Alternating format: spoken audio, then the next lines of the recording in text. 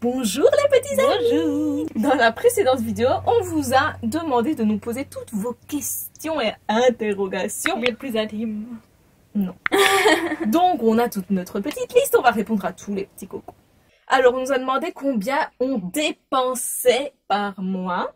En moyenne 600 €, mais il y a eu des mois où c'était 2000 € parce qu'on devait changer tel truc. Il y a eu des mois où c'était vraiment 500, ça dépend vraiment. Mais maintenant, la moyenne, l'objectif, c'est pas la moyenne, c'est l'objectif, c'est 500-600. Ouais. 500-600, c'est possible, pour nous. Combien a coûté le camping-car plus les réparations? Alors, le camping-car, il a coûté 15 000 € quand on l'a acheté, et on en a eu pour peut-être genre aux alentours de 4-5 000 € de réparation. Parce qu'on a changé la caméra de recul, on a changé les 2 batteries, on a changé 2 fois les batteries. plein de trucs par rapport à l'électricité et tout. Donc en tout, peut-être 20 000 €. Ouais, maximum, je pense. Ouais. Combien de temps allez-vous vivre dans le camping-car? On ne sait pas. C'est un mystère. Ouais. Bah, jusqu'à quand on en a marre, quoi. Si on veut encore faire ça pendant 1 an, 2 ans, 10 ans, on verra. On Ouais. sait pas. En fait, quand on est parti, on s'est dit, ouais, on va vivre toute notre vie en camping-car. C'est vrai un peu. On s'est un peu dit ça. Et maintenant, on n'est plus vraiment dans le petit clin. On se dit, on va vivre en camping-car tant que ça nous plaît. Et puis, si un jour, ça nous plairait plus d'avoir une tiny house, plus d'avoir, je sais pas, un bateau, c'est improbable. Je pense que ça n'arrivera jamais, mais, on changera. En fait, les choses, ne sont pas figées dans le temps. C'est pas une décision que tu as prise pour toute ta vie. Quels sont vos futurs projets? Alors, nos futurs projets, on aimerait bien pour la suite avoir un petit bébé. Et vivre avec dans le camping-car, quoi. Ouais. Franchement, on s'est grave renseigné. Il y a plein de gens qui vivent direct avec un enfant en camping-car. Et je trouve que c'est un mode de vie, genre, incroyable par rapport à l'ordinaire, quoi. Donc, ce serait vraiment cool.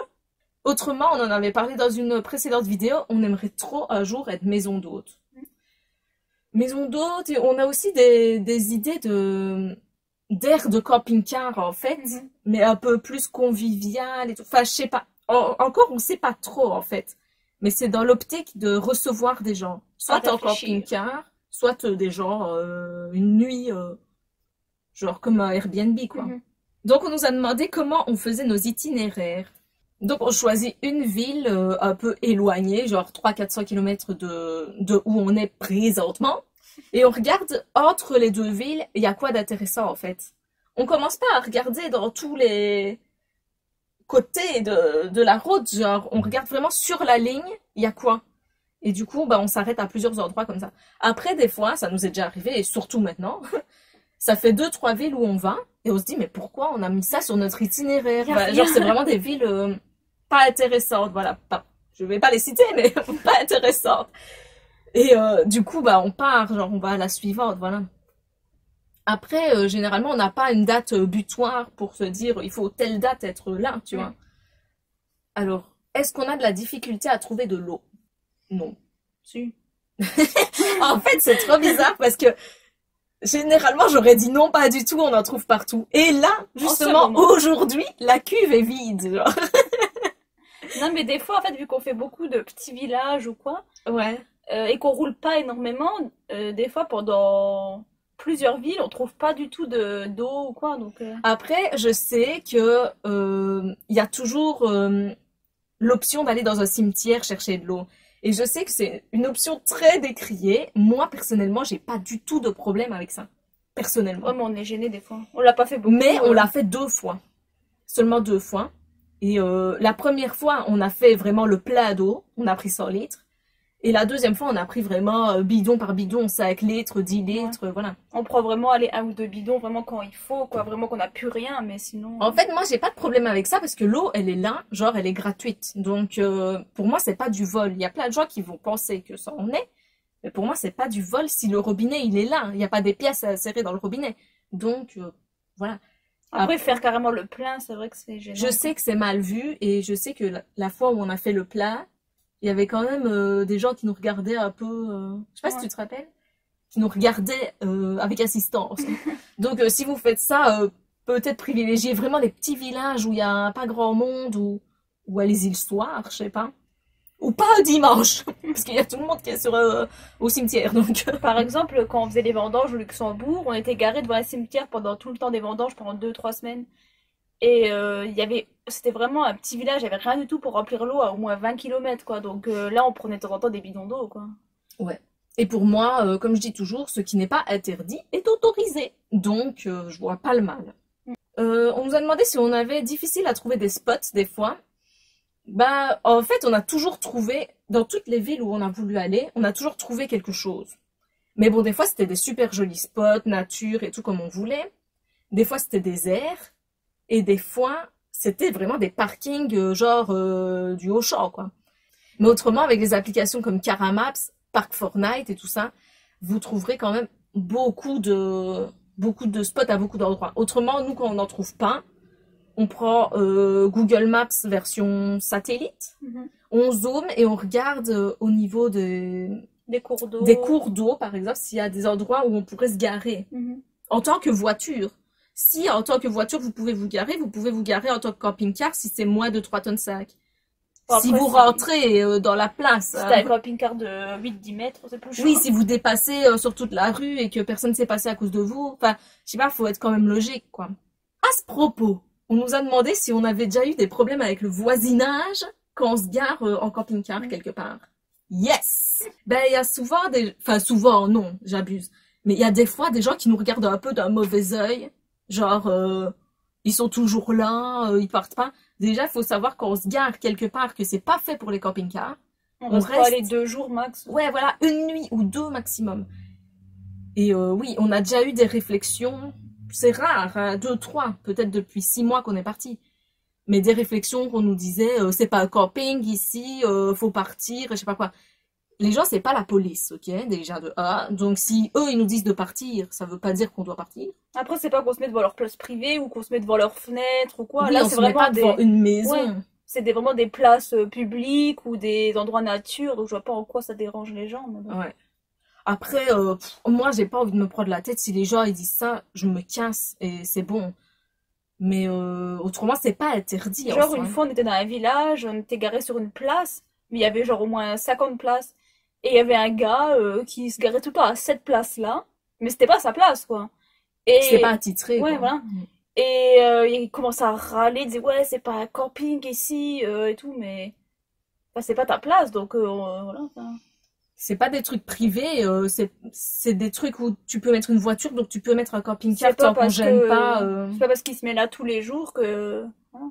Évidemment, on va pas commencer à sortir notre barbecue, nos chaises et tout ça, évidemment. Mais c'est juste la place. On n'ouvre même pas les fenêtres quand on est sur des trucs comme ça pour pas déranger, vous imaginez. On n'ouvre pas les fenêtres. Donc, je vois pas en quoi ça dérange vraiment. Est-ce qu'on a déjà été contrôlé par la police? Une fois. Une seule fois. Donc, on passait et juste à côté de moi, il y a eu une voiture de police avec 2 jeunes policiers qui s'est arrêtés. On était à un feu rouge et je les ai regardés et j'ai souri comme une conne. Je sais pas pourquoi. Et il m'a fait genre, arrêtez-vous sur le côté. Je me suis dit quoi? J'ai rien fait. Alors ils ont commencé à contrôler. Ils nous ont demandé ma carte d'identité, mon permis de conduire. Et ils m'ont demandé, est-ce que vous avez de la drogue? Mais sérieux, genre, tu vois un camping-car ou un van avec des jeunes. Pour eux, c'est forcément des junkies. C'est abusé. Je comprends pas cette idée-là, quoi. C'est vraiment des stéréotypes ancestraux, là. Heureusement que j'ai plus mes dreads. Et en plus, ce jour-là, j'ai voulu leur dire, venez voir, rentrez, y a rien. Et dans la salle de bain, tu faisais pousser tes patates, des trucs. Il y avait plein de tiges, de branches et tout ça. Je me suis dit, putain, s'ils vont voir ça, ils vont se dire, c'est pas des patates. Le stéréotype des Belges qui font pousser des patates dans le camping-car. Vous sentez-vous en sécurité? Moi, je me sens en sécurité. Elle s'en fout. Je me sens en sécurité quasi tout le temps, en général. Je dors avec mes bouchons. Je m'en fous. Elle s'en bat les steaks, les gars. Moi, je me sens en sécurité des fois. Des fois, je me sens en insécurité. Ça dépend. Vraiment, c'est minoritaire quand même. Genre, peut-être 10% du temps, je me sens pas en sécurité. Plus. Non. Pourquoi tu dors avec ta canne? Elle dort avec une canne en métal. En fait, la nuit, j'ai peur. En fait, j'ai beaucoup plus peur, c'est con de dire ça, mais j'ai beaucoup plus peur qu'on nous cambriole ou qu'on nous agresse la nuit que la journée. Ça, c'est mes peurs de petite fille depuis toujours.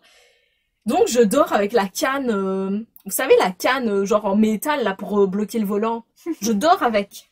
Comme ça, si quelqu'un rentre dans le camping-car, je l'assomme. Vous êtes prévenus. Mais ça, c'est vrai que j'arrive pas à me défaire de cette habitude-là. Mais sinon, bah des fois quand on arrive devant un endroit et qu'on le sent pas, on part direct, quoi. Ouais, là, il y a 2-3 jours, on a eu ça Ouais. encore. On est arrivé à un endroit. Mais vraiment abandonné, c'était super glauque. Enfin, Et je sais pas sur si Park c'était- Fortnite, ça avait l'air bien. Mais quand on est arrivé à l'endroit, on s'est dit, mais c'est quoi cet endroit lugubre. bizarre? Mais vraiment, genre des murs en décomposition, enfin genre un Autant, truc. autant moi j'aime bien des fois les endroits où on est vraiment toute seule et tout, mais là c'était vraiment, c'était pas que c'était tout seul, mais c'était bizarre. Enfin, je sais pas, une ambiance bizarre. Je sais pas. Ouais, parce que des fois, on est toute seule au milieu des bois, genre, et on n'a pas peur du tout. Mm. Et des fois, on est toute seule, mais ça dépend vraiment de l'endroit, en fait, comment on ressent les choses. Si ça vous plaît pas, si vous vous sentez bizarre ou quoi, partez, même quitte à aller sur le parking de Auchan juste pour une nuit. Mais sérieux, si vous vous sentez rassuré, c'est mieux, quoi. Mm. Je me suis jamais vraiment sentie en insécurité. C'est plus peur, genre, dans ma tête, quoi. Mais vraiment me dire, il y a quelqu'un qui rôde, ça, j'ai jamais eu. Bah moi c'est plus pour le camping-car que j'ai peur, quoi. Des fois dans une grosse ville, quand on part la journée, je me dis, ah, j'espère qu'on va pas nous casser. Ouais, quand on le laisse. Ouais. Mais sinon, quand je suis Mm. dedans, non, c'est rare que... Ouais. Alors, par rapport, quand on a travaillé au Luxembourg, on nous a demandé s'il y avait des démarches particulières à faire quand on travaille dans un autre pays de l'Union européenne. Non. Non, bah nous en fait c'était payé... enfin, on avait un contrat, mais c'était payé en liquide, donc on n'avait pas dû faire de démarche. Quoi, on avait juste dû faire une visite médicale, quoi. Ouais. Mais c'est tout. C'était un contrat de 2-3 semaines, donc est-ce que c'est vu que c'est un contrat à court, est-ce qu'il n'y a pas besoin de faire des papiers, je sais pas. Mais en tout cas, au Luxembourg, on n'a pas eu besoin de papiers particuliers. On est venu, ils nous ont fait notre contrat, et voilà. J'avais regardé pour travailler en Suisse et j'ai pas vu non plus qu'il fallait faire des démarches particulières. Bah ouais, en Suisse, c'est si tu travailles moins d'un certain nombre de De 3 mois. mois, je crois. Ouais, de 3 mois, t'as pas besoin de faire des démarches. Mais ça, on l'a jamais fait encore, donc faut se renseigner. En Mais tout au cas, pour le Luxembourg, non. Luxembourg, non. Est-ce que vous rencontrez beaucoup de monde sur la route? Non. Pas vraiment. Bah, en été, on rencontrait plus de gens quand même. Mais là, maintenant que c'est l'hiver, on croise peut-être un ou deux camping-cars de temps en temps, mais... Ouais, généralement, on est toute seule sur les aires de camping-car, là. Ouais. On est en janvier. Donc, ouais, généralement, on est toute seule. Ou même s'il y a des autres camping-cars, ben, on se parle pas vraiment, comme je dis tout le temps. Ça m'étonne de fou, mais Ouais, bonjour, au revoir, mais... il n'y a pas de... Je dis pas de faire la fête à la saucisse, hein, les gars, mais il n'y a pas vraiment de communication, quoi. Donc, c'est un peu étonnant. Alors, on nous a demandé, on faisait quoi comme job avant de partir? Ouais, moi, en fait, j'ai jamais vraiment travaillé. J'étais aux études, j'ai fait psycho. Et après, genre, pas si longtemps que ça, après, on est parti en camping-car. Mm. Parce que j'ai fait psycho, j'ai arrêté, on est parti pendant plusieurs mois voyager en Asie en sac à dos. Et puis, on est parti en camping-car, en gros. Et moi, bah, avant, j'étais aide-soignante. Comment a réagi votre entourage quand vous avez annoncé que vous partiez en camping-car? Bah, moi, de mon côté, c'était pas trop ça. Enfin, ma mère, elle était contente. Mais mon père, c'est vrai qu'il avait un peu plus de réticence. Ouais, bah, il comprend pas trop le Le mode de délire. vie. Ouais, lui, c'est pas du tout ça. Lui, c'est travailler, avoir des enfants, une maison, avoir la retraite, et voilà. Voilà, ma famille, c'était pas trop chaud. Maintenant, ça va mieux, ils se sont fait à l'idée, quoi. C'était comme ça. Ben, moi, ouais, ma mère, elle nous a soutenus direct. Mon père, pareil, un peu plus de Ouais. réticence. C'est pas qu'il voulait pas, hein. C'est nos pères, le problème. Non, mais c'est pas du tout qu'il voulait pas, même ton père, hein. C'est pareil. Bah, Bah, moi, mon père, c'est pas qu'il voulait pas, c'est plus qu'il avait peur, qu'il se disait, mais comment on va s'en sortir au niveau de l'argent, au niveau... il pensait qu'on serait tout le temps en insécurité, un peu, je pense. Donc, c'est mitigé. c'est un peu mitigé, mais maintenant, je pense que tout le monde nous soutient, en fait. Avant, c'était mitigé, et maintenant qu'ils voient comment on vit, Oui, mais bon, ils préféraient qu'on revienne à une vie normale, je veux dire. je suis pas sûre. Ouais, si, Moi, je regarde. pense que maintenant, tout le monde nous soutient. Je pense qu'ils préféreraient quand même qu'on soit dans la vie normale, entre guillemets, d'avoir une maison, ouais, d'être plus rassuré, quoi. Mhm. D'être plus stable, dans l'idée qu'ils ont de stable. Pour nous, on est stable. Ouais. C'est quoi votre plus grand rêve? Moi, mon plus grand rêve, c'est d'avoir un bébé. De ouf. Ben, je pense que j'ai j'ai pas, c'est horrible de dire ça, mais j'ai pas vraiment de rêve parce que je le réalise. Donc, c'était de vivre en camping-car. Après, oui, c'est sûr qu'on a envie d'avoir des enfants. Ça, mais pour moi, ça, c'est pas un rêve, c'est un projet, tu vois. Ouais, mais c'est... Mais même le camping-car, c'était un projet. En fait, moi, j'ai du mal avec la notion de rêve et de projet. Parce que pour moi, c'est la même chose. Je sais pas si j'ai un autre rêve que rêve-projet. Bah moi, c'est vrai que si on mon rêve, ce serait que si on s'installerait quelque part, ce serait plus dans un pays chaud, vraiment pas la France, quoi, vraiment un pays, genre un pays d'Afrique, parce que je sais pas, c'est vraiment qu'on a été en voyage de noces en Tanzanie et tout, j'ai super bien aimé comment ils étaient les personnes et tout, donc j'accroche plus à leur mode de vie, on va dire, que le mode de vie français, quoi. Mhm. Moi, ce serait plus genre juste me sentir bien, ne pas attendre quelque chose de la vie, genre attendre justement d'avoir un enfant, attendre de vivre en camping-car, attendre de ça, de ça. Juste être bien maintenant. Et j'ai encore beaucoup de mal avec ça. Genre, parce que je suis fort, je me sens bien, je me sens mal, je me sens bien. Je suis fort changeante en Mm. fait. Donc, il faut que j'essaye de me stabiliser. Ce sera quoi votre prochain voyage par avion? Ben moi, j'aimerais bien faire l'Amérique latine. J'aimerais bien Ouais. aller vers le Mexique, Brésil, Venezuela, Ouais, comme on Pérou. a fait avec l'Asie, Ouais, mais faire deux, trois pays comme ça, plusieurs mois. ouais, ce serait grave bien. Un petit road trip en Amérique latine, j'aimerais Oui, bien. mais sans road, genre sans le camping-car. Non, mais genre au sac à dos, quoi. Oui, Ouais. oui, donc Un partir sac à petit dos. backpacker, comme on connaît. Je sais pas. Bah ouais, grave l'Amérique. En fait, il n'y a pas vraiment une destination qui me tente plus qu'une autre. Moi, Moi, tu oui. me dis, on part en Italie, je suis contente. On part au Venezuela, je suis contente. En fait, j'ai pas de préférence. Mais pour moi, en fait, partir en avion, c'est genre plus vacances qu'en camping-car. Et pour moi, les vacances, c'est loin. C'est genre, je sais pas moi. Oui, pour nous, là, on s'estime pas en Ouais, vacances, pour en moi, fait. genre l'Italie, Portugal, c'est pas des vacances. Pour moi, les vacances, c'est genre en Amérique du Sud, en Mais Afrique, c'est parce en qu'on a été, Australie. on a été habitué à voyager loin Ouais. par avion. Est-ce que vous pourriez vivre seul en camping-car? Moi, non, je m'ennuierais. Moi, j'ai dans l'idée que je pourrais vivre seul en camping-car. Mais vu comment j'ai peur des fois la nuit et tout, je suis pas sûre. En fait, je pense que j'aurais un peu peur. Plus que si je suis avec toi. Moi, je te protège. Mais c'est vrai que ça me plairait quand même. Mais pas en camping-car. Genre, demain tu me quittes, je pense que je m'achèterais un petit van. Et juste, je mettrais un matelas et un réchaud. Tu Et supporterais je pas, hein. partirais. Mais sans isolation, sans rien, genre. Mais t'as froid déjà et maintenant, alors sans Ouais, isolation. mais retour aux sources. Ouais, Tu vas je retourner aux sources pense. pendant une semaine. Mais bon, c'est l'idée, quoi, mais elle va pas me quitter, donc. Alors, on nous a demandé une question par rapport à notre gros matou, Notre gros temps. notre gros tas de graisse. On nous a demandé quel âge elle avait. Elle a 7 ans. Bientôt la fin. Non, je rigole. Pauvre Il y a plus longtemps à en tirer. Ça fait 7 ans qu'on l'a. Enfin, que toi, tu l'as. Mais oui, c'était mon chat. On nous a demandé si on avait d'autres recettes à faire avec le four Nona Aurelia. Ça, c'est ma partie. Bah, quelle recette on a fait?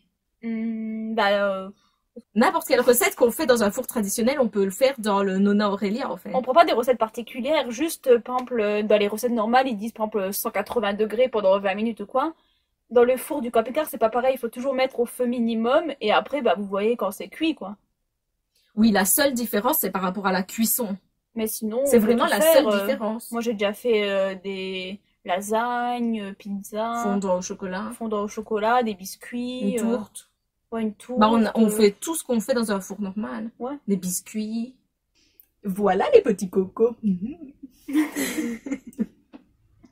Ben voilà, on espère qu'on a su répondre à toutes vos questions. Et si vous avez besoin de plus d'informations et plus de détails croustillants, vous pouvez, vous pouvez nous envoyer un message en privé. Voilà les petits cocos.